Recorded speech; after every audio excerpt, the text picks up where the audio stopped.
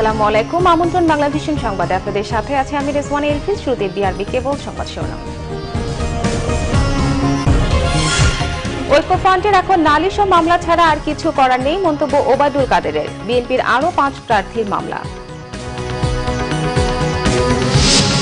টঙ্গী তুরাগ তীরে কাল শুরু হচ্ছে বিশ্ব ইজতেমা। 2 দিন করে 2 পক্ষের ইজতেমা চলবে 4 দিন। কঠোর নিরাপত্তা, আকাশে থাকবে ড্রোন ও হেলিকপ্টার।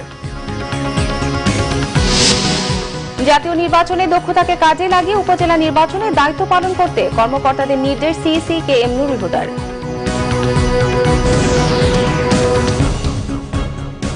দেখছিলেন বিআরবি কেবল সংবাদ শিরোনাম। এসএসআরএম এর প্রতিটি টিএমটি বার গ্রাহকের আস্থা চেয়েও স্থায়ী। Shahriar steel mills limited. এবার বিস্তারিত। আন্দোলন ও নির্বাচনে পরাজিত বিএনপি ঐক্যফ্রন্টের এখন নালিশ ও মামলা ছাড়া আর কিছু করার নেই বলে মন্তব্য করেছেন আওয়ামী লীগের সাধারণ সম্পাদক ওবায়দুল কাদের। দলের ধানমন্ডি কার্যালয়ে সাংবাদিকদের একথা বলেন তিনি। কাদের বলেন, সরকার এসব মামলা মোকাবেলা করবে। হতাশ কর্মীদের চাঙ্গা রাখতে এসব মামলা করা হচ্ছে বলে মন্তব্য করেন তিনি। কান্নাকাটি করে বেগম খালেদা জিয়াকে মুক্ত করা যাবে না বলে সাফ জানিয়ে দেন আওয়ামী লীগের সাধারণ সম্পাদক। তিনি বলেন, বিএনপি ঐক্যফ্রন্টের গণশুনানি আসলে গণতামাশা। যে গণশুনানির প্রধান বিচারপতি হবেন ড কামাল হোসেন, তা তো গণতামাশাই হবে। এদিকে প্রেস ক্লাবে আন্তর্জাতিক মাতৃভাষা দিবসের আলোচনায় আওয়ামী লীগের যুগ্ম সাধারণ সম্পাদক মাহবুবুল আলম হানিফ একাদশ জাতীয় সংসদ নির্বাচনকে চ্যালেঞ্জ করে হাইকোর্টে বিএনপির মামলাকে স্বাগত জানিয়েছেন। তিনি বলেন, মামলা নিষ্পত্তি পর্যন্ত অপেক্ষা করতে হবে। শুধু নিজেদের অস্তিত্ব টিকিয়ে রাখতে নির্বাচন নিয়ে অভিযোগ না দিতে বিএনপির প্রতি আহ্বান জানান তিনি।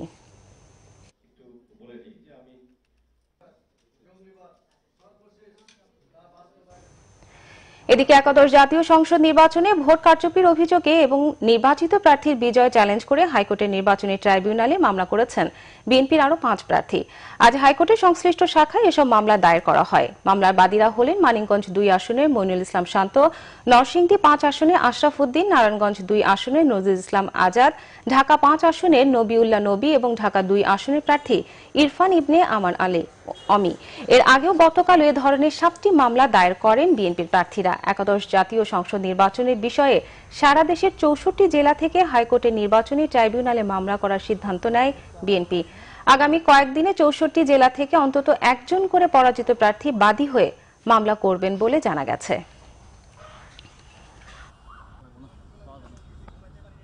নিরাপদে ফিরুক আপনার কাছের মানুষ।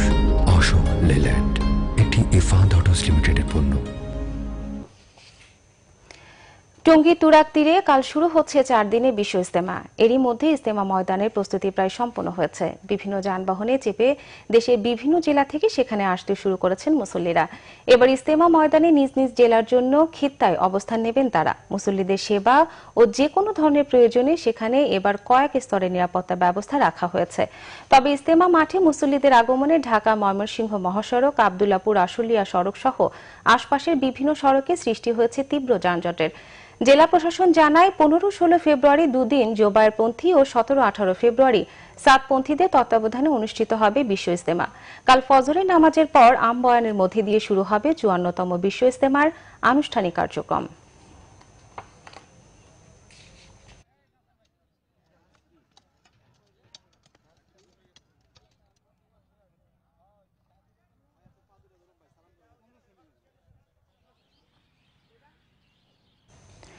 বিশ্ব ইজতেমায় কোনো ধরনের গুজবে কান না দেওয়ার আহ্বান জানিয়েছেন র‍্যাব মহাপরিচালক বেনজির আহমেদ। সকালে কারওয়ান বাজার মিডিয়া সেন্টারে সংবাদ সম্মেলনে তিনি এসব কথা বলেন।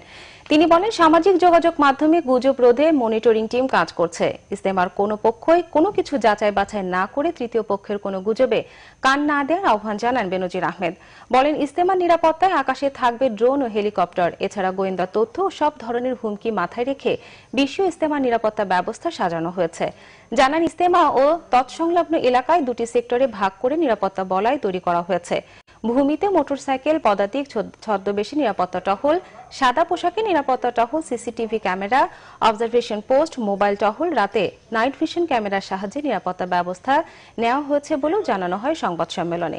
বিশ্ব ইজতেমায় বিশ্বের বিভিন্ন দেশ থেকে আগত মুসল্লি এবং দেশের ধর্মপ্রাণ মুসল্লিদের নিরাপত্তায় সর্বোচ্চ নিরাপত্তা ব্যবস্থা গ্রহণ করা হয়েছে। নানা অনিশ্চয়তা তর্ক বিতর্কের পর শুক্রবার শুরু হতে যাচ্ছে 2 দফা 4 দিনে বিশ্ব ইজতেমা। এরই মধ্যে টঙ্গী ইজতেমা ময়দানে আসতে শুরু করেছেন ধর্মপ্রাণ মুসল্লিরা। ইজতেমার আয়োজন ঘিরে নেওয়া হয়েছে ব্যাপক প্রস্তুতি, সতর্ক অবস্থানে আইনশৃঙ্খলা বাহিনীর সদস্যরা।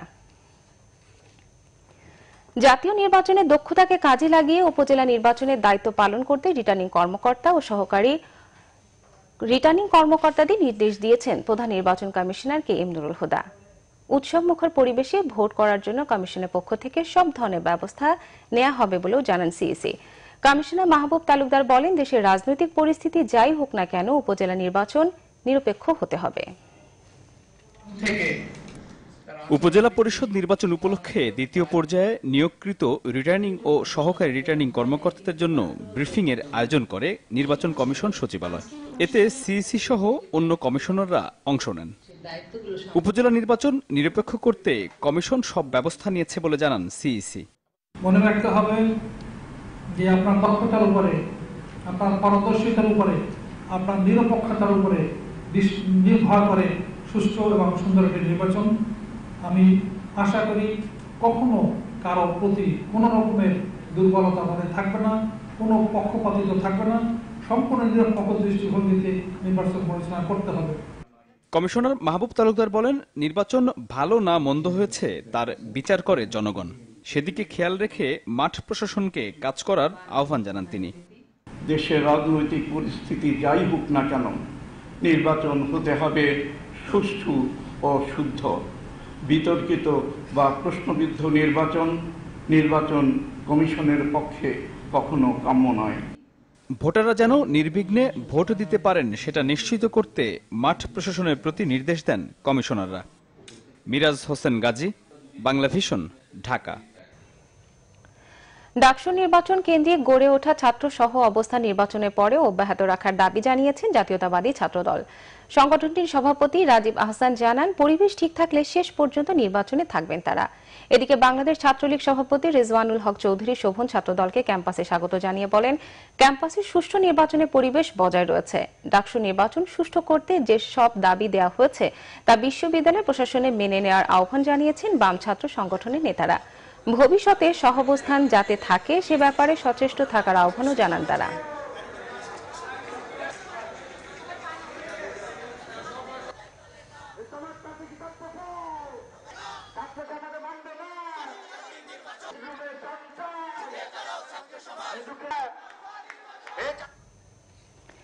আন্তর্জাতিক নিরাপত্তা সম্মেলনে যোগ দিতে জার্মানির উদ্দেশ্যে ঢাকা ছেড়েছেন প্রধানমন্ত্রী শেখ হাসিনা। সকালে হযরত শাহজালাল আন্তর্জাতিক বিমানবন্দর থেকে বাংলাদেশ বিমানের একটি ফ্লাইটে জার্মানি মিউনিকের উদ্দেশ্যে ঢাকা ছাড়েন তিনি। এ সময় প্রধানমন্ত্রীকে বিদায় জানাতে বিমানবন্দরে উপস্থিত ছিলেন মন্ত্রিপরিষদের সদস্য, 3 বাহিনীর প্রধান সহ ঊর্ধ্বতন কর্মকর্তারা। জার্মানির স্থানীয় সময় দুপুর 1:15টায় প্রধানমন্ত্রী জার্মানি মিউনিকে পৌঁছানোর কথা রয়েছে। সফরে জার্মানির চ্যান্সেলর অ্যাঞ্জেলা মার্কেলের সাথে বৈঠক করবেন শেখ হাসিনা। সে বৈঠকে রোহিঙ্গা সংকট, বাংলাদেশ জার্মানি বাণিজ্য, বিনিয়োগ সহ দ্বিপক্ষীয় বিষয় প্রাধান্য পাবে।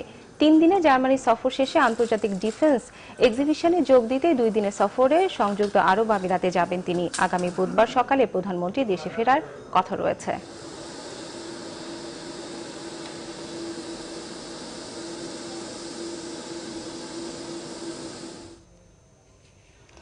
ভালোবাসার ছোট্ট শব্দটির অর্থ বিশাল।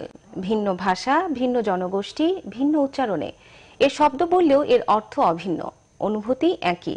আর এই অনুভূতি প্রকাশের দিন বিশ্ব ভালোবাসা দিবস বা ভ্যালেন্টাইন ডে আজ। বসন্ত বরণ হয়েছে কাল, সেই রঙকে আরো রঙিন করতে আজ উদযাপন হচ্ছে ভ্যালেন্টাইন্স ডে।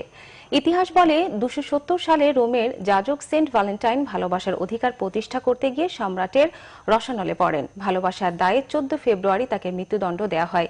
সেই থেকে এই দিনটি বিশ্ব ভালোবাসা দিবস হিসেবে পালন হয়ে আসছে পাশ্চাত্যে। বর্তমানে বাংলাদেশেও এই দিবসটি জনপ্রিয় হয়ে উঠেছে। বিশেষ করে প্রেমিক প্রেমিকার কাছে কাঙ্ক্ষিত এই দিনটি। বিভিন্ন আয়োজনে তারা পালন করেন দিনটি। নিচে সিবিসি টাল সংবাদ বিরতি, সাথে থাকুন, ফিরে এসে থাকছে। আজ স্বৈরাচার প্রতিরোধ দিবস। শিক্ষা অধিকার চত্বরে ফুল দিয়ে বর্তমান ও তৎকালীন বিভিন্ন ছাত্র সংগঠনের নেতাদের শ্রদ্ধা। ভারতে ক্ষমতাসীন বিজেপি সরকারকে হটাতে কংগ্রেস, তৃণমূল কংগ্রেস, আম আদমি পার্টি সহ 15 দলের বৃহত্তর ঐক্য।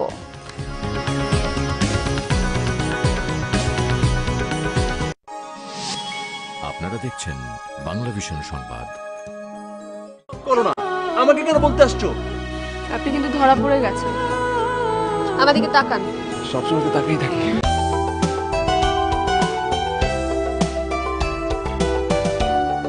14 ফেব্রুয়ারি বিশ্ব ভালোবাসা দিবস উপলক্ষে বাংলা ভিশনের 3 দিন ব্যাপী বিশেষ আয়োজন। আমি শিহরিত ছিলাম তাকে সামনে থেকে একটিবার দেখার জন্য। আপনি এক কাজ করেন, আপনি খোলা চলে আসেন না। আমি কিন্তু সত্যি সত্যি আপনার সাথে দেখা করতে চাই। তাকে প্রথম দেখা, ইটস লাইক ম্যাজিক। মজু নিবেদিত বিশেষ নাটক ফ্রেমে বন্দি ভালোবাসা, পরিচালনা প্রবীর রায়। আর যেতে হয় আমাদের। আমার মনে হচ্ছে আপুর বিয়েও একাই জমিয়ে দিতে পারবে।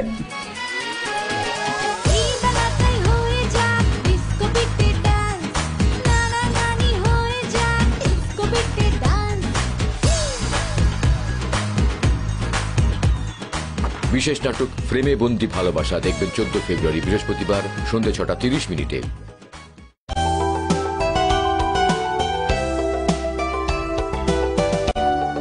14 ফেব্রুয়ারি বিশ্ব ভালোবাসা দিবস উপলক্ষে বাংলা ভিশনের 3 দিন ব্যাপী বিশেষ আয়োজন। আমার একটা লিরিক লাগবে যেটাকে আমি ফিউশন করব। ফ্লেভারটা হবে একদম র। শুধু একবার তুই বল, ফিরে একটু পাশে চল, হারিয়ে যাব চাঁদের দেশে মায়াবী। বিশেষ নাটক মেইন স্ট্রিম প্রেম, পরিচালনা রাহাত মাহমুদ। এসে বল না পাশে একটু, হেসে চল না শুধু একবার, এসে বল না। বিশেষ নাটক মেইন স্ট্রিম প্রেম দেখবেন 14 ফেব্রুয়ারি বৃহস্পতিবার রাত 7:50। শহর বাংলা ভিশন সংবাদ।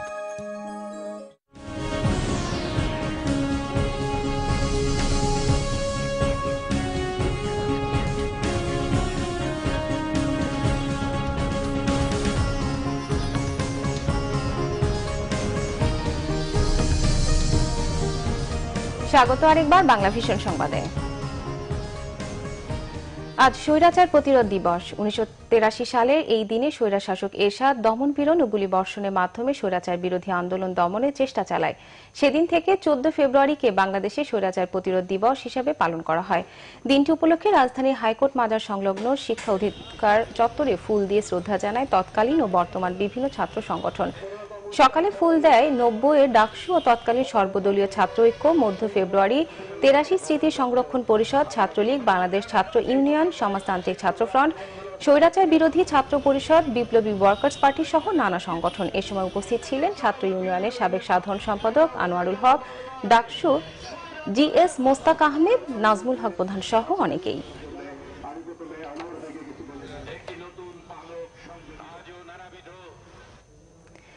লক্ষ্মীপুরে যাবজ্জীবন সাজাপ্রাপ্ত পলাতক আসামির গুলিবিদ্ধ মরদেহ উদ্ধার করেছে পুলিশ। পুলিশের দাবি, আধিপত্য নিয়ে নিজেদের মধ্যে গুলি বিনিময়ে তিনি নিহত হয়। ভোরে কমলনগর উপজেলার চকরদাড়িয়া এলাকার মতলব মাঝি পরিত্যক্ত বাড়ি থেকে পলাতক আসামি মাইনুদ্দিন মানু ডাকাতের মরদেহ উদ্ধার করা হয়।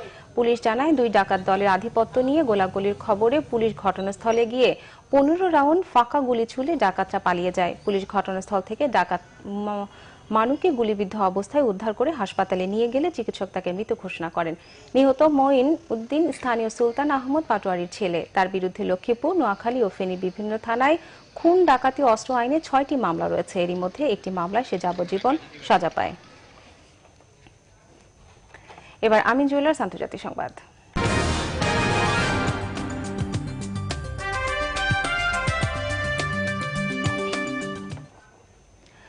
ভারতের আসন্ন পার্লামেন্ট নির্বাচনে ক্ষমতাসীন বিজেপি সরকারকে হটাতে বৃহৎ ঐক্য গড়তে বৈঠক করেছেন কংগ্রেস, তৃণমূল কংগ্রেস, আম আদমি পার্টি সহ 15 দলের শীর্ষ নেতারা। রাজধানী নয়াদিল্লির স্থানীয় সময় বুধবার রাতে ন্যাশনাল কংগ্রেস পার্টির নেতা শারদ পাওয়ারের বাসায় এই বৈঠক হয়। অন্যান্যদের মধ্যে ছিলেন মমতা বন্দ্যোপাধ্যায়, রাহুল গান্ধী এবং অরবিন্দ কেজরিওয়াল। বিভিন্ন ইস্যুতে পারস্পরিক মতভেদ কমিয়ে নির্বাচন কেন্দ্রিক ঐক্য গড়ার কৌশল নিয়ে আলোচনা করেন তারা। এই বৈঠকের আগে দিল্লির ঐতিহাসিক জন্তর মন্তরের জনসভায় অংশ নিয়ে মোদী সরকারের বিরুদ্ধে ভোট বিপ্লবের ডাক দেন বিরোধী নেতারা। বৈঠক শেষে মমতা বন্দ্যোপাধ্যায় জানান, নির্বাচনী কৌশলের সফল বাস্তবায়নের জন্য 15 দিন পর পর বৈঠকে বসার সিদ্ধান্ত হয়েছে।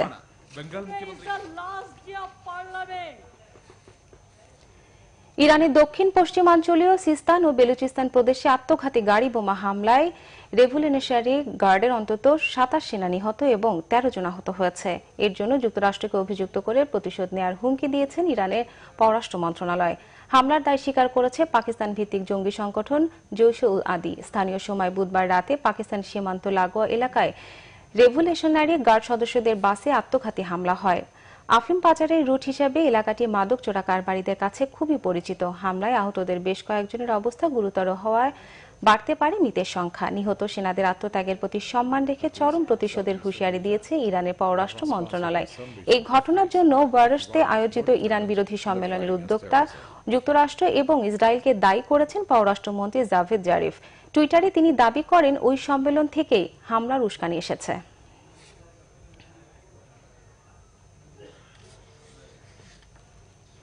জানাবো ক্লেমন খেলার সংবাদ।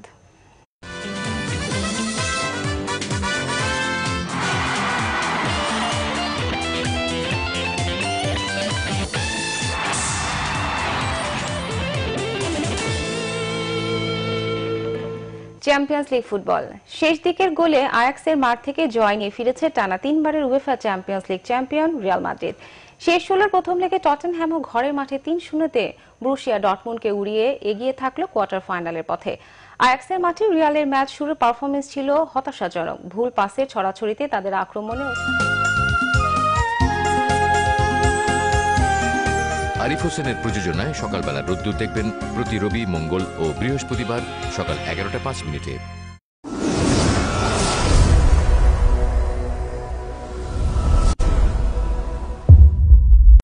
জায়গির মাস্টার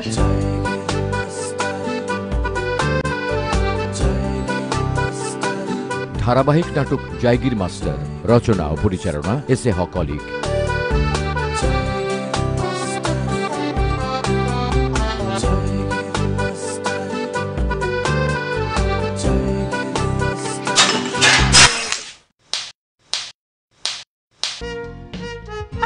কাতার ওপেন টেনিস সহজ স্কুল আমার, মাস্টার আমার, বেতন দেই আমি।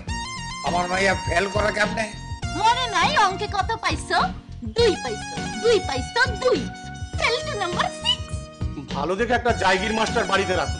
ভালো জায়গির মাস্টার পাবো কই? ধারাবাহিক নাটক জায়গির মাস্টার দেখবেন 2 নভেম্বর থেকে প্রতি বৃহস্পতি, শুক্র ও শনিবার রাত 9:45।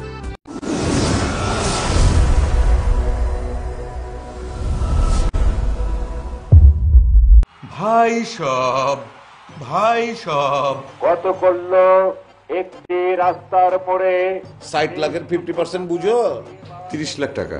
এই 30 লাখ হইতাছে তোমার আর আমার। এলা যাও, মনে ফুর্তি লইয়া টাকা আনতে যাওগা। আমার 3টা বয়ফ্রেন্ড আছে, 3টাকে আপনার পিছনে লাগাই দিন। ধারাবাহিক নাটক খেলোয়াড়, রচনা পরিচালনা মাসুদ সেজান। আরেকটা আপনার এই মাথাটা 2 ভাগ করে ফেলবে। আমি 20 জনের একটা লিস্ট করছি যারা আমার জীবনে ডিস্টার্ব কেরে খুন করব।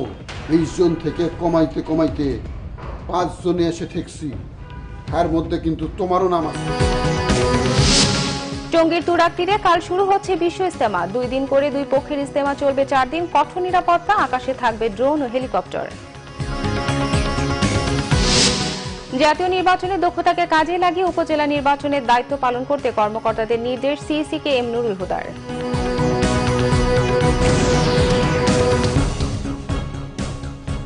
এই ছিল এখনকার মতো। পরের সংবাদ বিকেল 4টায় থেকে 3টায় রয়েছে নিউজ টপ 10 দেখার আমন্ত্রণ রইল। এছাড়া ফেসবুকে বাংলা ভিশন সংবাদ সরাসরি দেখতে লগ ইন করতে পারেন facebook.com/বাংলাভিশন। এতক্ষণ সঙ্গে থাকার জন্য ধন্যবাদ সবাইকে।